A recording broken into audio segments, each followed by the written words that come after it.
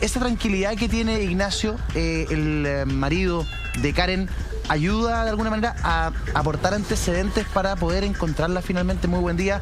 Ustedes ya se sumaron a esta investigación. ¿Qué han podido avanzar? ¿Qué han podido encontrar? Hola, buenos días. Bueno, respecto a la tranquilidad de las víctimas, de las víctimas, de los familiares en el fondo, sí, es un elemento tremendamente importante a la hora de poder entregar información que sea clara, que sea fidedigna y que de alguna manera a nosotros y a la línea investigadora o la línea de búsqueda puedan ser elementos que sean tremendamente positivos a la hora de poder entregar, de poder tener datos claros respecto al tema. Ahora, porque siempre ocurre en distintas versiones, el dónde la vieron, el quién la pudo haber contactado, el dónde pudo haber tenido un accidente, empiezan las elucubraciones respecto a distintas cosas que le podrían haber pasado.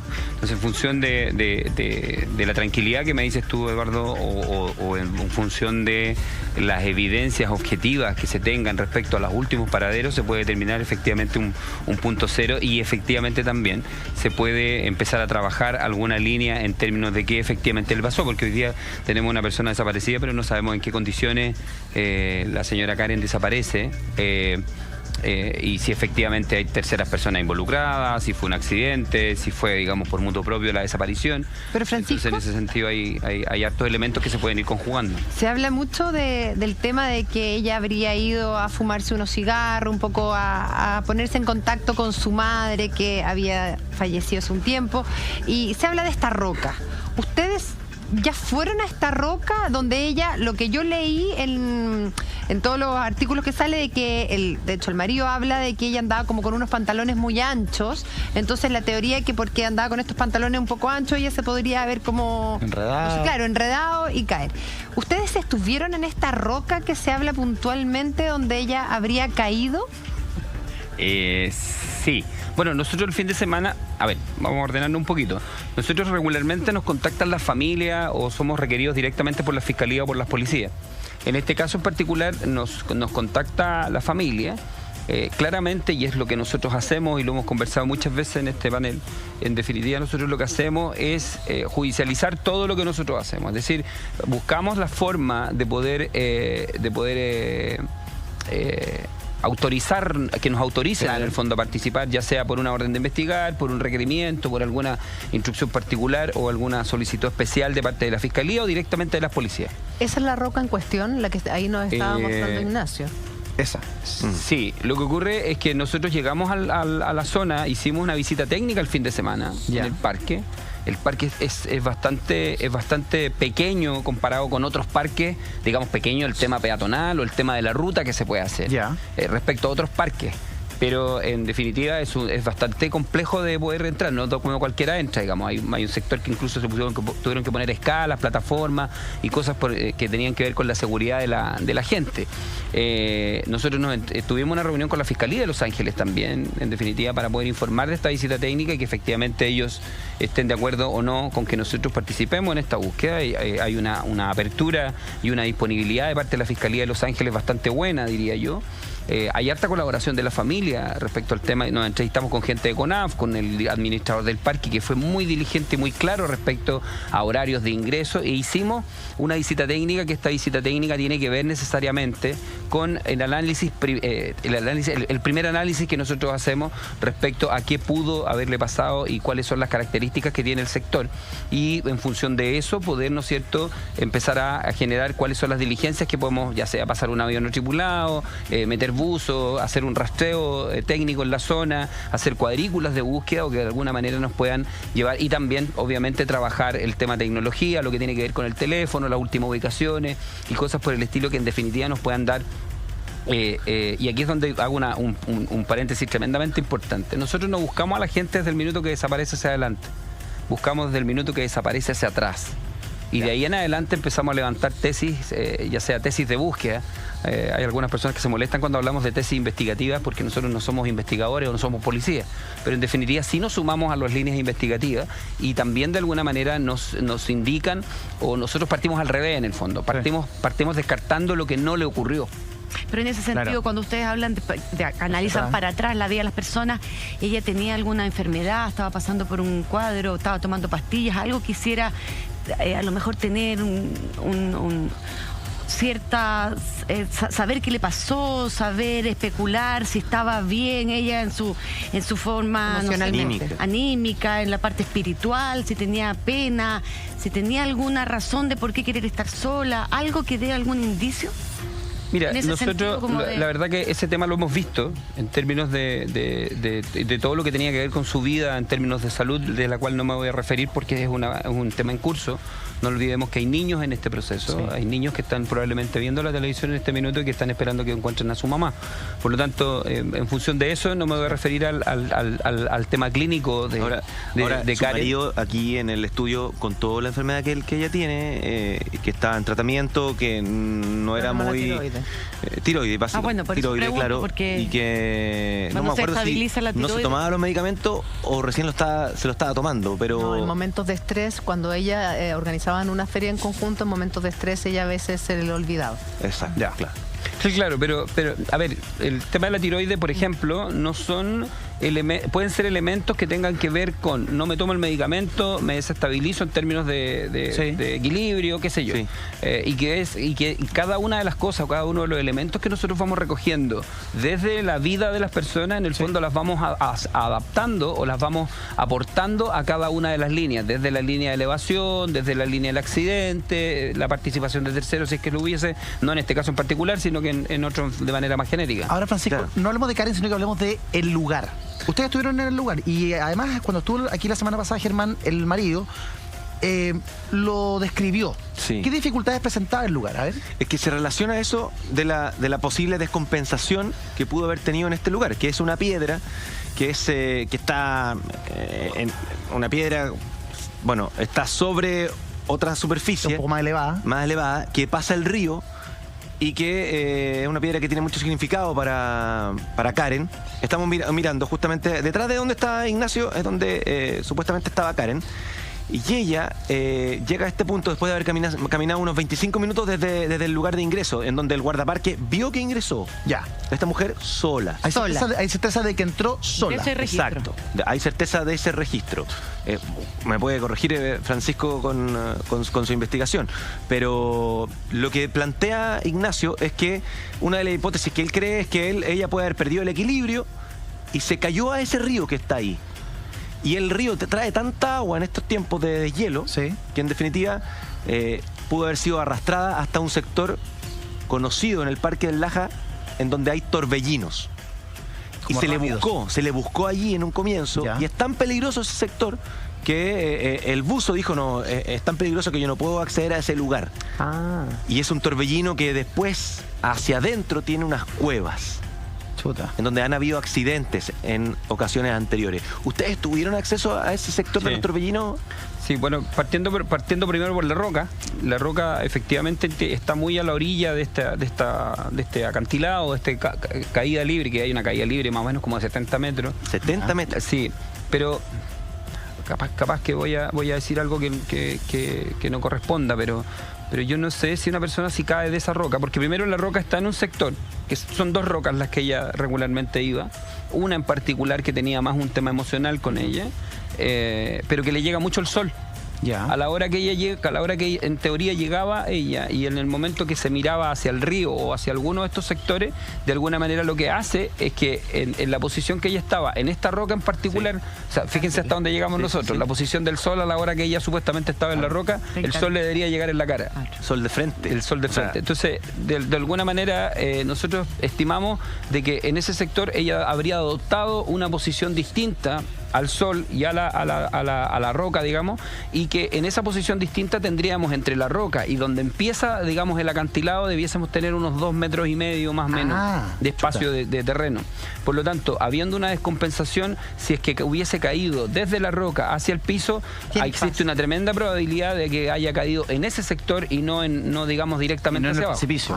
En segundo término, si hubiera caído directamente hacia abajo, y perdonen el término, pero con peso muerto, peso inconsciente, digamos, no hace o no cae directamente al agua. Ya.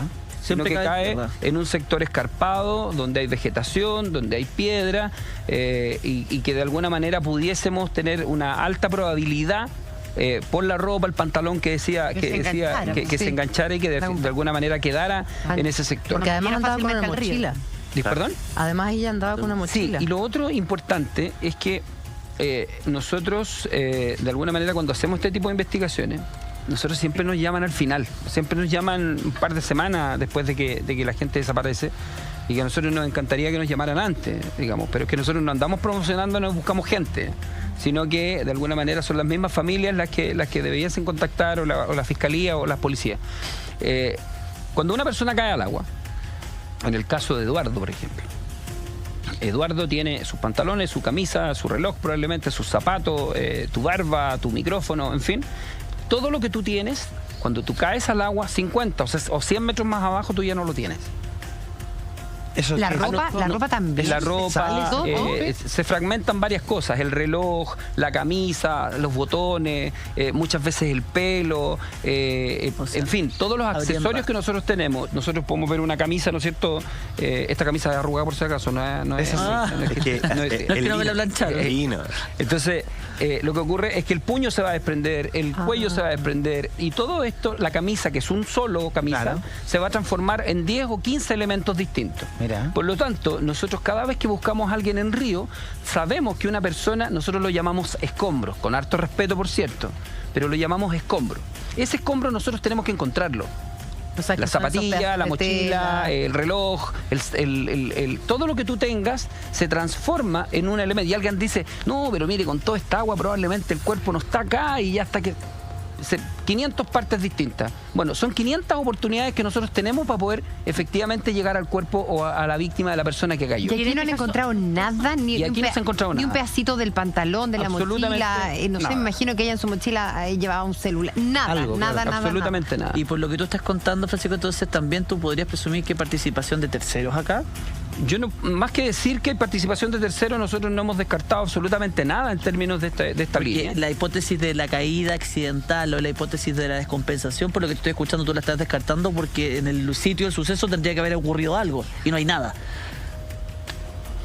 Es que es bastante ambiguo decir si ocurrió o no ocurrió algo. Nosotros, todos estos elementos, insisto, van aportando a las distintas líneas que nosotros vamos generando, y de ahí en adelante vamos buscando una forma. Ahora, ojo, estamos hablando solamente del sector de la roca. Claro, que es donde supuestamente la situamos. Pero hay otro sector, que lo que decía Germán y Eduardo hablaban del sector del Torbellino. Sí, claro. El sector del Torbellino, hay una parte, antes de llegar al Torbellino, que es como la cascada principal, porque entiendan esto, que no es que un río viene de arriba, esto es que entre medio de la roca sale un tubo de agua, no lo he medido, digamos, pero estamos hablando de un diámetro de tubo de agua del orden de los 6 o 8 metros. Es un tubo de agua que sale entre medio de las rocas, disparado como un cañón, con una violencia y una velocidad y fuerza tremendamente grande. En ese sector no hay nada entre el mirador y ese tubo de agua. O sea, un espacio, una persona que puede ir a tomar agua ahí, puede perder el equilibrio, cae 50 centímetros más allá, lo pesca el chorro de agua y se va. ¿Y digamos, cuánto está de la piedra?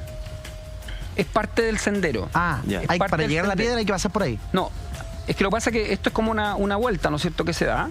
Es la primera punta de esta vuelta, es efectivamente el sector de la piedra. Inmediatamente al lado, que deben ser como 4 o 5 metros de esta piedra, está la segunda piedra, la que yo les mencionaba, ¿no es cierto?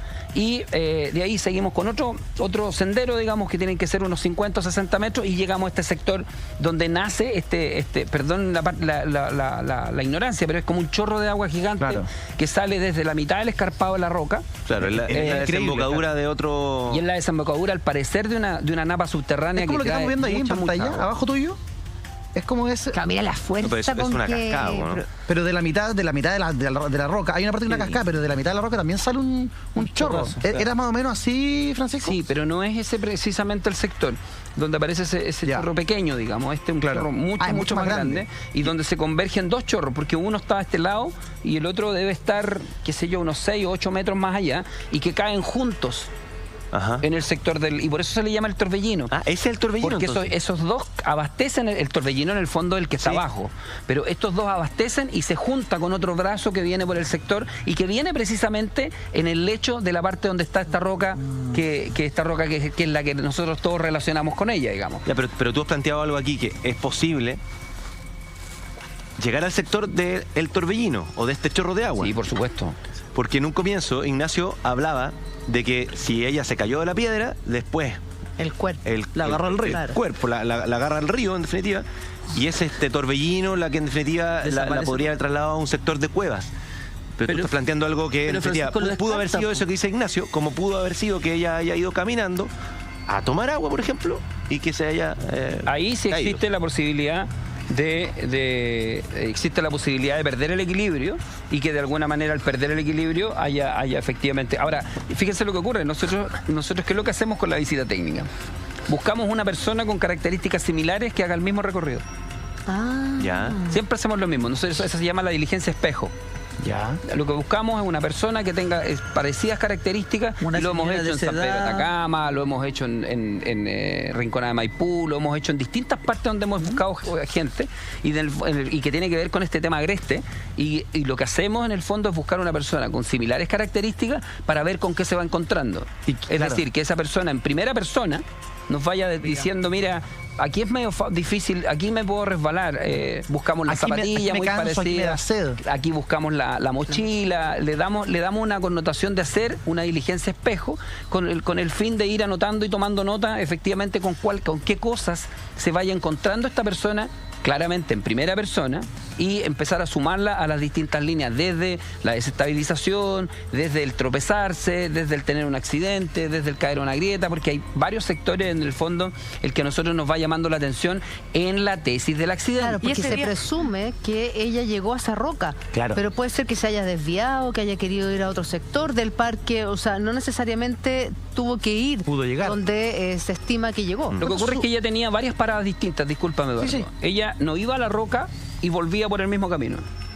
Ella iba a la roca, pasaba a la segunda roca, pasaba al sector del Torbellino, incluso estaba súper claro donde se fumaban los cigarros, volvía, hacía el recorrido y llegaba a un sector de árboles que son unas raíces preciosas. O sea, hacía una especie de ritual siempre que iba para allá. Yo creo que era un recorrido, Un más que un circuito. ritual, un circuito que ella hacía de forma súper habitual y que incluso se sentaba a descansar siempre en los mismos lugares. Nosotros entrevistamos 15 o 20 personas que de alguna manera siempre o que más de alguno se topó con ella en este recorrido y que de alguna incluso familiares también que estaban en la zona, sus hermanos habían ahí y que decían, mira, en esta parte ella se sentaba porque aquí se sentaba mi abuelita. Perfecto. O aquí se sentaba mi tía, o aquí se sentaba ella, porque estamos hablando de que ella iba a ese parque desde los 7 años. Exacto, lo conocía Entonces, muy bien. había una relación en términos de que efectivamente más que un ritual, insisto, había un recorrido donde ellos se sentaban en un lugar determinado, ellos hacían ciertas cosas, mira, aquí vamos a tomar agua, aquí puedes tomar agüita, aquí te hidratas, aquí te fumas el cigarro, en fin, vamos generando ciertas características de comportamiento en términos del circuito en que se va desarrollando. En términos de tiempo, ¿cuánto se demora una persona de la edad, de la contextura de Karen en hacer el circuito completo y también en llegar desde la entrada, donde la ve el guardaparque, hasta la roca? También por eso hacemos el circuito, Espejo. hacemos esta diligencia espejo que Claro. le decía yo. Nosotros llegamos a la puerta del parque y un señor de ahí nos dice, ¿cuánto nos vamos a demorar en hacer 15 minutos. No, pero si en 15 minutos usted lo hace. Tuvimos 4 horas dentro del parque. Pero en llegar a la roca. No, en dar la vuelta completa. en dar No, la en llegar a la roca en ser 20 minutos, no creo más. Ahora, fíjense que ella, Karen, no andaba conociendo el parque. No. No. Aprovechó No se iba a una sacar la ventana selfie. de trabajo. Claro. No iba a decir, la cascada. Qué lindo. No, Lo conocía. ella no iba a eso. Si ustedes van, efectivamente van a ir, y si van con un niño van a andar preocupados de tomarle la mano al niño, y efectivamente sacarse la foto, y párate ahí, ven para acá, siéntense, tomen agua, échense bloqueador, ponte el gorro, en fin, vamos generando ciertas actitudes cuando las personas van conociendo el lugar, en que en definitiva va atrasando el tiempo de recorrido. Sí. Entonces es importante que, ahora, si ustedes me preguntan cuánto se demoraba Karen en hacer el recorrido, ahí son todos súper claros, 45 minutos con un rango de 5 minutos para arriba o para abajo en función de la vuelta que ella hacía. Además que esto era una ventana, ella tenía que volver a reunirse con estos pequeños empresarios. Era un tiempo libre que tenía, entonces eso te acota a que no fue a recorrer el parque completo, fue a un punto en específico. Yo creo que ella fue algo súper puntual al Exacto. parque. Recordemos que La actitud que ella tiene, lo que miramos hacia atrás, ella va a algo súper puntual. Esa misma fecha es la fecha en que falleció su... El 24 de enero. Se conmemoraba un año. Se conmemoraba un año más de la muerte de su... De su madre, claro. de su madre, en definitiva, que la crió toda una vida. Francisco, el guardaparque confirma que ella ingresa al lugar. Su marido también dice con certeza que ella estuvo ahí. ¿Qué dice la tecnología? ¿Qué dice la geolocalización del teléfono, por ejemplo? ¿Saben si el teléfono la marca a ella ahí en el lugar y si hay un movimiento posterior de ella? Estamos trabajando en eso. En función de lo que nosotros, la reunión que tuvimos con la Fiscalía el viernes en Los Ángeles, de alguna manera se está trabajando también esa línea, está trabajando la Brigada de Homicidios de Los Ángeles también en este tema. Se hizo una diligencia el día sábado con el GOPE de Concepción, digamos, liderada por el teniente Gonzalo Rojas, que son, perdón que los nombre, pero son gente que yo conozco mucho en términos de búsqueda. Con Gonzalo Rojas, el teniente del GOPE de Concepción, hemos trabajado en muchas búsquedas, hemos estado en terremoto, en tsunami, en varias partes trabajando con ellos, y son gente muy diligente en términos de poderse descolgar, digamos, en rastrear, en bucear, en gente que tiene mucha expertise en este tema. Por cierto, se hizo esta diligencia el día viernes, precisamente por una instrucción de la Fiscalía, y efectivamente también se están trabajando las líneas de la tecnología, todo lo que tiene que ver con teléfono, la ruta del teléfono, GPS, redes sociales y todo lo que tiene que ver con poderla ubicar a ella. Hasta el momento entiendo que el personal nuestro que está trabajando en el tema de tecnología, ya tenemos ciertas ubicaciones que son tremendamente decidoras, o sea, no decidoras, sino que son tremendamente congruentes con el relato de que ella sale de su casa a tal hora, va a un lugar, después se sube a un bus, viaja al sector de Antuco, va a las cabañas, ya la tenemos posicionada en el tema de las cabañas. Cuando habla con la señora supuestamente de los anticuchos, también la tenemos posicionada ahí. Perfecto. Entonces, de alguna manera vamos trabajando este proceso, pero es un proceso que se va haciendo paso a paso.